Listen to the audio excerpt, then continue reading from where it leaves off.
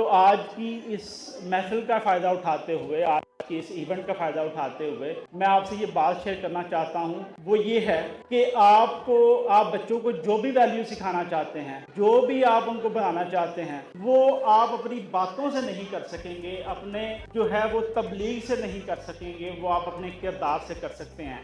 آئے مولانا روم کا ایک واقعہ سنتے ہیں۔ مولانا روم کے پاس ایک شخص آئے اور انہوں نے آ کے مولانا سے کہا کہ مولانا میں چاہتا ہوں کہ زندگی میں نے جو سیکھا ہے میں اس کو جو ہے وہ لوگوں تک آگے پہنچاؤں، میں اس کی تبلیغ کروں۔ تو انہوں نے کہا ٹھیک ہے کریں، لیکن آپ نے تبلیغ ایسے کرنی ہے کہ آپ کے منہ سے کوئی لفظ بھی نہ نکلے اور آپ کی میان سے تلوار بھی نہ نکلے، یعنی کہ نہ ہی بات ہو، نہ ہی آپ جو ہے وہ غصے کا اظہار کریں۔ تو بھئی پھر تبلیغ کیسے ہوگی؟